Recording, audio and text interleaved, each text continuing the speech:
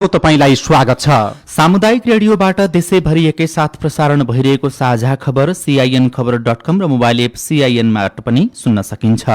आज 2078 साल असार 9 गते बुधबार जुन 23 तारिक सन् 2021 नेपाल सम्वत 1141 ज्येष्ठ शुक्ल पक्षको त्रयोदशी तिथि।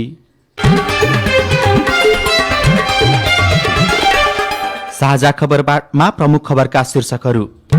सर्वोच्च अदालतको आदेशपछि एकै पटक 20 मन्त्री पदमुक्त, प्रधानमन्त्री काम चलाउ भएकाले कार्यकारी काम गर्न नपाउने निष्कर्ष, देश गम्भीर संकटतर्फ धकिलिएको विपक्षी गठबन्धनको निर्णय, चीनबाट अबको 1.5 महिनाभित्र 40 लाख डोज खोप आउने पक्कापक्की हवाई उडान खोल्ने सरकारको निर्णय, एससीईको नतिजा नआउँदै कक्षा 11 को भर्ना लिँदै विद्यालयहरू, प्रदेशको बजेटमा मनपरी सुदूरपश्चिममा विपक्षी असन्तुष्ट, गण्डकी प्रदेशमा सरकार विस्तारमा सकस, कांग्रेसमा नेतृत्वका लागि युवाले आँट गर्न नसकेको युवाहरूकै टिप्पणी, विश्वभर 18 करोड मानिस कोरोनाबाट संक्रमित, गरीब देशलाई कोरोना विरुद्धको खोपको चरम अभाव, स्विडेनका प्रधानमन्त्रीले विश्वासको मत पाएनन्।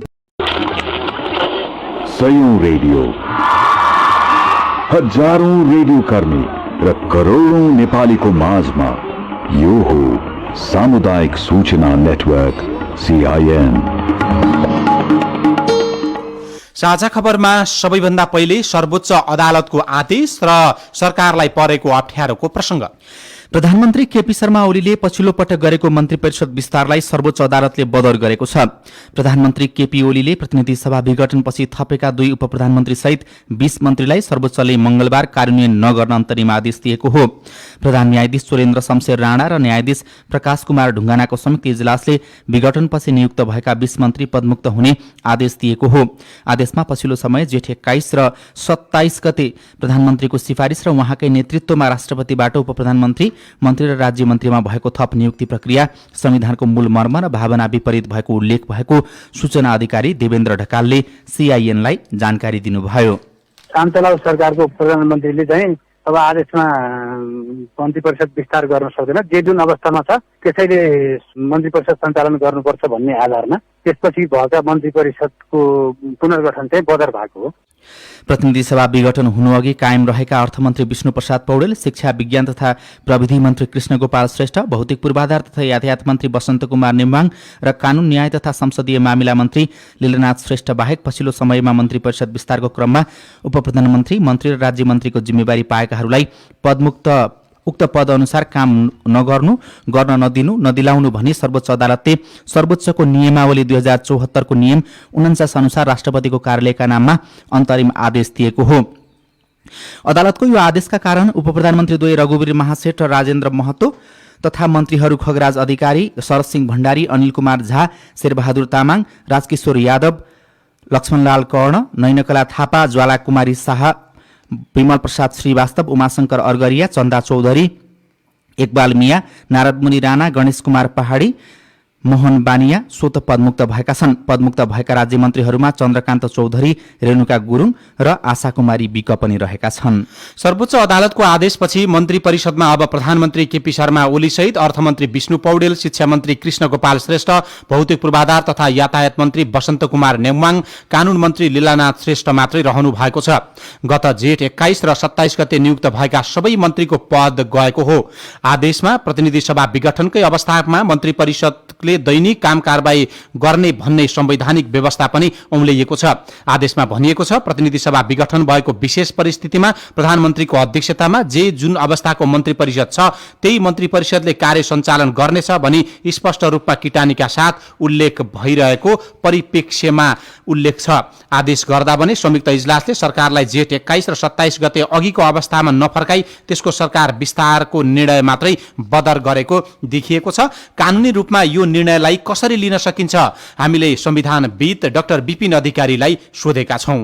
अदालतले सामान्यतया धेरै राजनैतिक विषयवस्तु हो भनेर चुप लागेर बस्न पनि सक्दो थियो, अन्तरिम आदेशलाई पन्छाउन पनि सक्दो थियो। तर संविधानको जुन एउटा स्पष्ट प्रावधानमा टेकेर निवेदक गएको अवस्थामा त्यसलाई इज्जत गरेको छ अदालतले। यसको दुईटा पक्षहरू छन्। पहिलो कुरा के हो भने प्रधानमन्त्री कार्यवाहक भइसकेको अवस्थामा मन्त्री परिषद पुनर्गठनको संवैधानिक प्रावधान छैन हाम्रो संविधानमा। प्रतिनिधि सभा विघटनसँगै प्रधानमन्त्रीले नियुक्त गरेका मन्त्रीहरूको पद अदालतको आदेशसँगै गएपछि त्यस अगाडिका मन्त्रीहरू के हुने भन्ने सन्दर्भमा भने थप छलफल भइरहेको छ।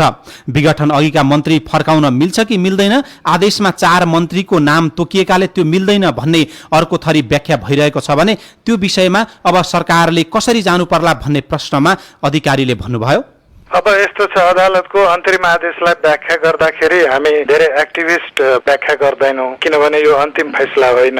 हामीले के बुझ्नु पर्दछ भने अदालतले त्यो विषयमा बोलेन भन्नुको अर्थ अदालत यो मुद्दालाई चाँडोभन्दा चाँडो फरछोट गर्न चाहन्छ र चाँडो फरछोट नहुन्जेलसम्म जुन असुविधा हुन्छ त्यो एउटा नेतृत्वको रूपमा प्रधानमन्त्रीले खप्नुपर्ने हुन्छ। सर्वोच्च अदालतको अन्तरिम आदेशसँगै 18 मन्त्री र 2 राज्यमन्त्री स्वतः पदमुक्त भए पनि प्रधानमन्त्री केपी शर्मा ओलीले भने तत्काल निवास छाडिहाल्नुपर्ने अवस्था नभएको उनीहरूलाई बताउनु भएको छ। सर्वोच्च अदालतको अन्तरिम आदेशपछि हिजो साँझ सरकारी निवास बालुवाटारमा मन्त्रीहरूलाई बोलाएर प्रधानमन्त्री ओलीले अदालतको आदेश अप्रत्याशित भए पनि समाधान खोजिने समेत बताउनुभयो। प्रधानमन्त्री ओलीले अन्तरिम आदेश आए पनि आत्तिएर निवास छाडिहाल्नुपर्ने अवस्था छैन, तपाईहरू संयमित हुनुहोस्, त्यसको समाधान खोजिनेछ, तर आत्तिनु पर्दैन, यसको वे आउट समाधान निकाल्ने थुप्रै उपायहरू हुन सक्छन्, म छलफल गरिरहेको छु उहाँले भन्नुभएको छ। अदालतको आदेश यो राजनीतिक आदेश भएको, कानुनी आदेश नभएको पनि उहाँले टिप्पणी गर्नुभएको छ। विपक्षी गठबन्धनमा आबद्ध 5 राजनैतिक दलले सरकारको स्वेच्छाचारिताका कारण देश गम्भीर संकटतर्फ अग्रसर भएको निष्कर्ष निकालेका छन्। नेपाली कंग्रेस, माओवादी केन्द्र, उपेन्द्र यादव नेतृत्वको जनता समाजवादी पार्टी, माधव कुमार नेपाल समूहको नेकपा एमाले र राष्ट्रिय जनमोर्चाको नेपालले सरकारको स्वेच्छाचारी प्रवृत्तिका कारण प्राप्त उपलब्धि नै गुम्ने खतरा उत्पन्न भएको र राष्ट्र गम्भीर संकटतर्फ धकेलिएको भनेका हुन्।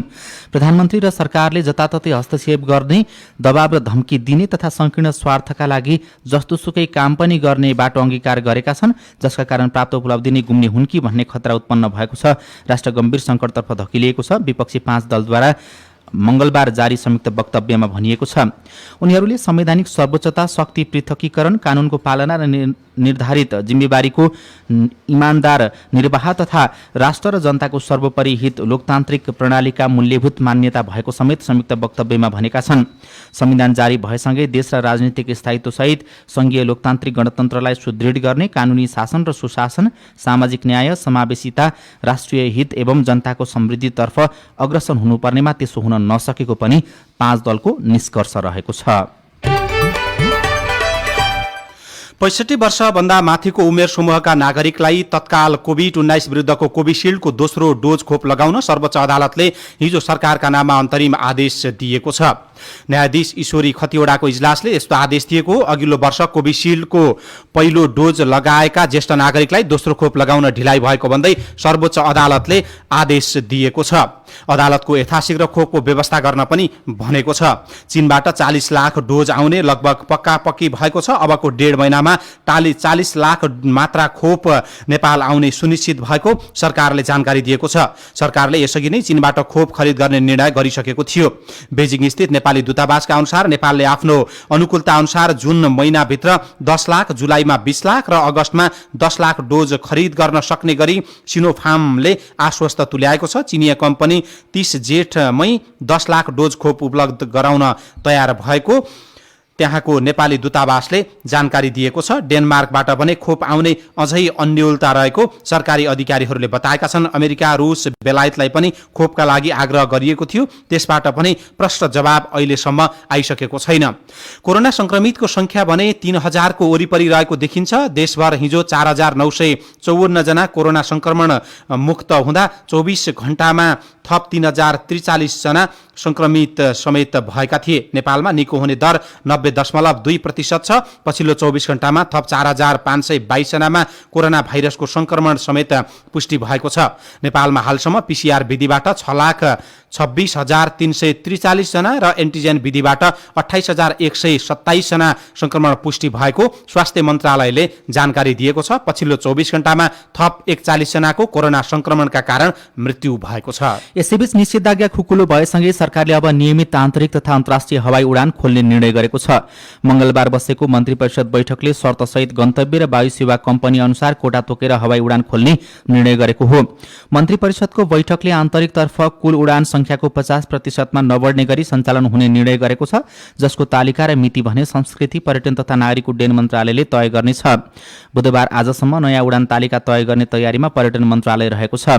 मन्त्री परिषदको निर्णय अनुसार अब काठमाडौँ दोहा रुटमा नेपाल वायु सेवाले 2 तथा कतार वायु सेवाले 2 गरी सातामा 4 वटा उडान भर्ने भएका छन्। यसैगरी काठमाडौँ इस्तानबुलमा साताको 2 वटा, काठमाडौँ दुबई रुटमा साताका 4 वटा उडान हुने भएको छ।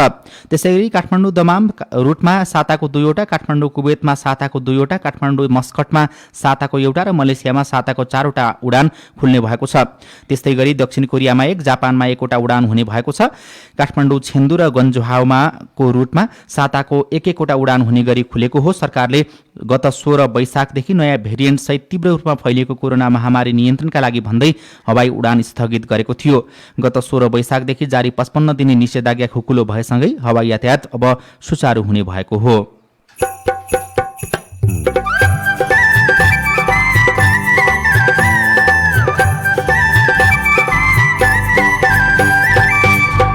सामुदायिक सूचना नेटवर्क CIN मार्फत देशैभरि प्रसारण भइरहेको साझा खबरमा कांग्रेसमा नेतृत्वका लागि किन आँट गर्दैनन् युवा? त्यो हैसियत लिएर तपाईको चाहिँ आँट गरेर तपाईको चाहिँ अहिले विस्थापित गर्छु भनेर जाने युवा मैले पनि देखिरहेको छु। नेताहरूको खल्तीको लिस्टमा नपरी म चाहिँ के हुन्न भन्ने भ्रमको राजनीति छ, त्यही कारणले आँट गर्न सक्नु भएन।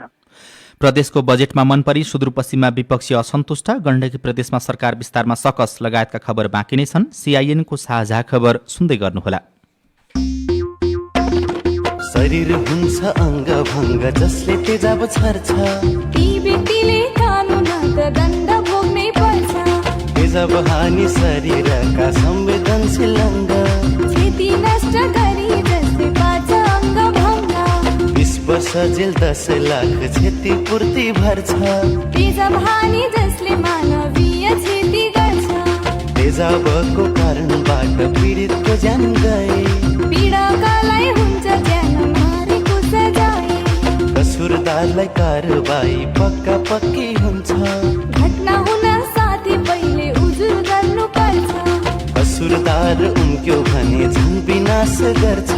तेजाब हान्ने अपराधीलाई दण्ड दिनै पर्छ। UN ओडिसीको सहकार्यमा महान्यायाधिवक्ताको कार्यालय।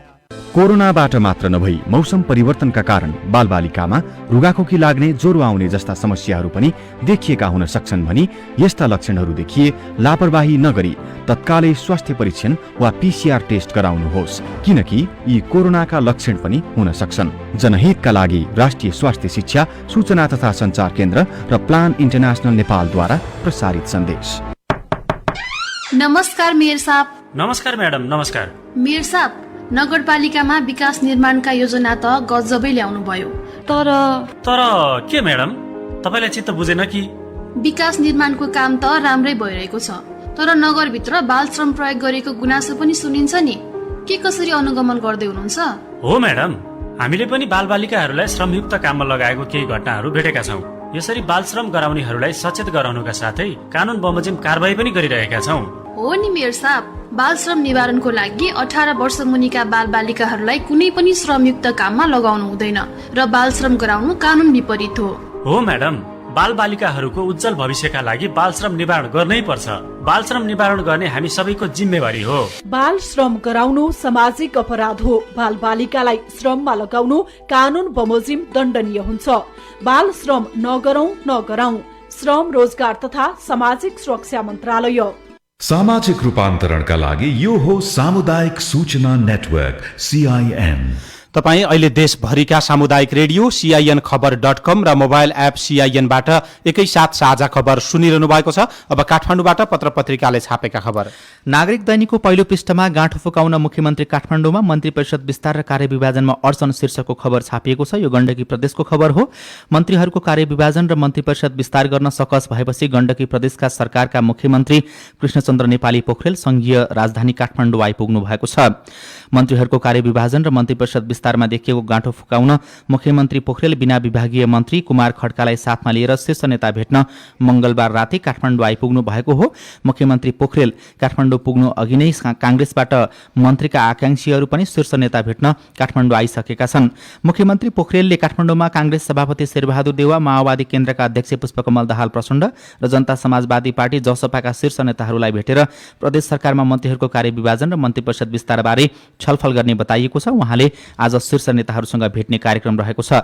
मुख्यमन्त्री पोखरेलले बिहिबार पोखरा फर्किने योजना रहेको बताउनु भएको छ। गत जेठ 29 गते संविधानको धारा 168 को धारा 5 बमोजिम मुख्यमन्त्री नियुक्त हुनुभएका पोखरेल सोही दिन 5 सदस्यीय उहाँले मन्त्रीमण्डल पनि गठन गर्नुभएको थियो। त्यस पछाडि मन्त्री परिषद विस्तार गर्न उहाँलाई सकस देखिएको छ। त्यस्तै अन्नपूर्ण पोस्ट दैनिकको पहिलो पृष्ठमै आफ्नो हात जगन्नाथ शीर्षकमा बजेटको विषयलाई प्राथमिकता दिएर प्रश्न सहितको समाचार छापिएको छ। यो प्रदेश 7 सुदूरपश्चिम प्रदेशको समाचार हो। बजेट प्राथमिकता कि अत्यावश्यक काम हुन्छ कि समानुपातिक वितरण हुन्छ? सुदूरपश्चिम प्रदेश सरकारले ल्याएको बजेट भने आफ्नो हात जगन्नाथ बनेको छ। सरकारले प्रदेशका 9वटै जिल्लाका एक सडक प्रदेश गौरवका योजनाका रूपमा राखेको छ। गत वर्ष कैलाली बाहेक 8 जिल्लामा 30 सडक निर्माण र कालोपत्रेका लागि 10-10 करोड रकम विनियोजन गरिएको थियो। यसपालि आर्थिक मामिला तथा योजना मन्त्री प्रकाश बहादुर शाहको जिल्ला बाहेक सबै सडकमा बजेट घटाइएको छ। कैलालीमा 1 करोड, कञ्चनपुरमा 3 करोड 10 लाख, बैतडीमा 3.5 करोड, दार्चुलामा 3.5 करोड, अछाममा 2 करोड, बझाङमा 1 करोड 75 लाख छुट्याइएको छ। जबकि आर्थिक मामिला तथा योजना मन्त्री शाहको बाजुरामा भने 26 करोड 94 लाख रुपैयाँ विनियोजन गरिएको छ। कान्तिपुर दैनिकले एसीको नतिजा नआउँदै भर्ना शीर्षकको खबर छापेको छ। एसीको नतिजा सार्वजनिक नहुँदै निजी विद्यालयले कक्षा 11मा विद्यार्थी भर्ना लिन थालेका छन्। गत वर्ष कक्षा 11मा अध्ययनरत विद्यार्थीको परीक्षा समेत नसकिएको अवस्थामा आफ्ना शिक्षण संस्था प्रवर्धन गर्ने उद्देश्यले ती विद्यालयले भर्ना लिइरहेका हुन्। उनीहरूले प्री रजिस्ट्रेसन, छात्रवृत्तिका लागि भन्दै अनलाइन परीक्षा समेत सञ्चालन गरिरहेका छन्। भित्रभित्रै प्रवेश परीक्षा लिई विद्यार्थी भर्ना गर्न थालेको अभिभावकहरूले बताउँछन्। के आधारमा कुन विषय पढ्न रजिस्ट्रेसन गर्ने, कुन आधारमा छात्रवृत्तिका लागि विद्यार्थी छनौट गर्ने? अभिभावक राजेन्द्र सापकोटाले भन्नुभयो, यो त सरासर अवैध काम भइरहेको छ, त्यसमा सरकार मौन छ, जथाभावी काम भइरहेको अभिभावकहरूको टिप्पणी छ। सुदीप कैनीले लेख्नु भएको छ। नयाँ पत्रिका दैनिकमा शिक्षा क्षेत्रमा कोभिडको आक्रमण शीर्षकको खबर छ। नेपाल शिक्षक महासंघका महासचिव लक्ष्मीकिशोर सुवेदीका अनुसार 16 जेठसम्म 134 शिक्षकको कोभिड संक्रमणका कारण मृत्यु भएको छ। अहिलेसम्म करिब 200 शिक्षकको मृत्यु भइसकेको शिक्षकका संघ संस्थाहरूले दावी गरेका छन्। शैक्षिक संस्था खुले, खोप नलगाए शिक्षक, प्राध्यापक र विद्यार्थी जोखिममा पर्ने भएकाले तत्काल खोप उपलब्ध गराउन पनि उनीहरूले माग गरेका छन्। साझा खबरमा अब प्रस्तुत छ कोरोना क्याप्सुल। बाढी पहिरो खेपियो, आधी हुरी छेकियो। कोरोनाको यो 56औं क्याप्सुल हो। आजको क्याप्सुलमा 4वटा डोजहरू छन्। आजका डोजहरू निषेधाज्ञा खुकुलो भएपछि बढ्दै गरेको चहल पहलका बीच कोरोना भाइरसको नयाँ स्वरूपबाट जोगिने उपायको जानकारी दिने उद्देश्यले तयार पारिएका छन्। कोरोना क्याप्सुलका आजका डोजहरू दिँदै हुनुहुन्छ निजामती कर्मचारी अस्पतालका covid focal person doctor Suman बाबु मरहट्टा। स्वास्थ्य मन्त्रालयले नेपालमा कोरोना भाइरसको नयाँ स्वरूप फेला परेको जानकारी दिएको छ। कोरोनाको यो नयाँ म्युटेन्टलाई डेल्टा नाम दिइएको छ। डेल्टा नामक यो कस्तो स्वरूपको कोरोना भाइरस हो त? कोरोना क्याप्सुलको पहिलो डोज सुनौ कोरोनाको नयाँ म्युटेन्ट चिन्नका लागि। कोभिडको हिस्ट्री हेर्दै जाँदाखेरि कस्तो भयो भने यो कोभिडले विभिन्न आफ्नो रूपहरू परिवर्तन गर्दै आएको सिलसिलामा अहिले चाहिँ यो नयाँ डेल्टा भेरिएन्ट भन्ने देखिएको छ। अब स्टडीहरूले के बताएको छ भने यो एउटा नयाँ भेरिएन्ट हो, कोभिडकै एउटा रूप हो। पहिलाको भन्दा बढी इन्फेक्सियस भन्नाले नेपालीमा ठ्याक्कै भन्दाखेरि एउटा चाहिँ कोभिड लागेको व्यक्तिले जति अरू व्यक्तिहरूलाई जुन सार्न सक्ने उसको क्षमता हुन्छ यो भेरिएन्टको धेरै छ, उसले धेरै मान्छेलाई सार्न सक्छ र चाँडै नै सार्न सक्छ भन्ने छ। इन्फेक्सियस भन्छ यसलाई हाम्रो भाषामा। कोरोनासित डराउँदै र तर्सिँदै जिउन थालेको पनि 1.5 वर्ष हुन थाल्यो। 76 सालको चैतमा सुरु भएको कोरोना सकिन पाएको थिएन। 78 सालको वैशाखमा पसेको कोरोनाको दोस्रो लहरले हजारौंको ज्यान लियो, लाखौं नेपालीलाई ओछ्यानमा लडायो। अब फेरि कोरोनाको नयाँ म्युटेन्ट डेल्टाको त्रास सुरु भएको छ। यसबाट कसरी जोगिने? सुनौ कोरोना क्याप्सुलको दोस्रो डोज। सबैजनालाई थाहा नै छ होइन, हामीले स्वास्थ्य मापदण्डहरू अब भिडभाडमा नजाने, व्यक्तिगत दूरी कायम गर्ने, बेला बेलामा साबुन पानीले हात धुने। तर यो बढी इन्फेक्सियस भएको हुनाले सकेसम्म चाहिँ अहिले हामीले झनै बढी सावधानी अपनाउनु पर्ने छ। त्यसमा फरक के छ भन्दाखेरि अहिले मैले देखेको यो सेकेन्ड वेभमा चाहिँ हजुरको धेरै जसो मान्छेहरू आफ्नै घर र अफिसबाट सङ्क्रमित भइरहनु भएको छ र पहिलाको भेरिएन्टभन्दा अझै इन्फेक्सियस भयो हुनाले जति हामीले बाहिर सावधानी अपनाउँछौँ, हाम्रो अफिस अथवा क्लोज स्पेस घरमा पनि अलिकति सावधानी अपनाउनु पर्ने देखिन्छ। कोरोनाको नयाँ स्वरूपको संक्रमण कायमै छ, तर व्यापार व्यवसाय चलाउन सजिलो होस् भनेर सबै खालका पसलहरू खुल्न थालेका छन्। पसलमा ग्राहकको भिडभाड बढेपछि महामारीले फेरि डरलाग्दो रूप लिएला भन्ने त्रास यथावत छ। सुनौ पसल जाँदा ग्राहकले र ग्राहकसित व्यवहार गर्दा पसलवालाले अपनाउनु पर्ने सावधानीबारे कोरोना क्याप्सुलको तेस्रो डोज। धेरै समय अनावश्यक समय खर्च गर्नु भएन, सर्टेन आफ्नो समय खर्च गर्नु पर्यो र मास्कको कम्पलसरी प्रयोग गर्नु पर्यो र एक अर्कामा जस्तो पसलमा आउने ग्राहकहरूको बीचमा पनि भौतिक दूरी कायम गर्नु पर्यो र पसलेसँग पनि अलिकति दूरीमै रहनु पर्यो। क्यासको कारोबार गर्छौँ र त्यो सामानहरू किनेर हामीले लैजान्छौँ, त्यो चिजहरूलाई पनि अलिकति सेनिटाइज गरेर मात्र फर्दर गर्न सकियो भने त्यो चाहिँ राम्रो होला जस्तो लाग्छ। पसलेले चाहिँ नै सेनिटाइजरको व्यवस्था गर्ने र आफूले प्रत्येक कस्टमरसँग पैसा चलाइसकेपछि उसले कमसेकम हात धुन नसके पनि सेनिटाइजर लगाएर फेरि अर्को कस्टमरसँग चाहिँ डिल गर्दाखेरि चाहिँ बेटर हुन्छ र आफ्नो प्रोटेक्टिभ गियर्सहरू जस्तो मास्कहरू लगाउने, फेस सिल्डहरू लगाउने, सकिन्छ भने ग्लोभ्स पन्जाहरू लगाउने। निषेधाज्ञा खुकुलो भएसँगै अब सरकारी र गैर सरकारी कार्यालयहरू पनि खुल्न थालेका छन्। कोरोनाको पहिलो र दोस्रो लहरमा संक्रमित हुनेहरूमा सबैभन्दा धेरै व्यक्ति विभिन्न कार्यालयमा काम गर्नेहरू थिए। समूहमा बसेर काम गर्नुपर्ने र काम गर्ने ठाउँमा दोहोरो हावा नखेल्ने भएकाले उनीहरू अहिले पनि उच्च जोखिममा छन्। सरकारी, गैर सरकारी, बैंक तथा अरू कार्यालयमा काम गर्दा आफूलाई कसरी जोगाउने? सुनौ कोरोना क्याप्सुलको चौथो तथा अन्तिम डोज। कार्यालय गइसकेपछि हामी कस्तो फिल गर्छौँ भने एकजनाले मलाई भन्नुहुन्थ्यो 2-3 घन्टा मिटिङ बस्छौँ चाहिँ मास्क लगाउँछ, खाजा खाने बेला चाहिँ मजाले खोलेर गफ गरिकन खान्छौँ भन्नुहुन्थ्यो कि एकजनाले। यो नै प्रब्लम देखिरहेको छु मैले। हामी चाहिँ कार्यालयमा गएपछि सेफ्टी फिल गर्छौँ र मास्क नै हटाउँछौँ। त्यसको मतलब के हो भने त्यो वर्किङ इन्भाइरोमेन्ट पनि अहिले चाहिँ एकदमै ध्यान दिनुपर्ने देखिएको छ। कार्यालय चाहिँ एउटा क्लोज स्पेस भएको हुनाले क्लोज स्पेसमा एसी चलाएर बस्दाखेरिमा चाहिँ हावा पास नहुँदाखेरि हजुरको धेरै इन्फेक्सनहरू चाहिँ एकदमै सङ्क्रामक छ यो भाइरस।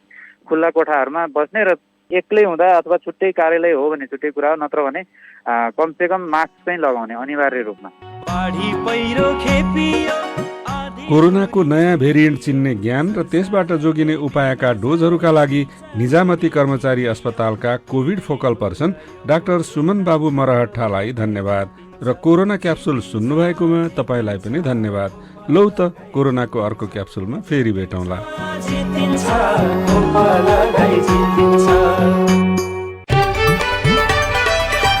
अब विदेशका खबर।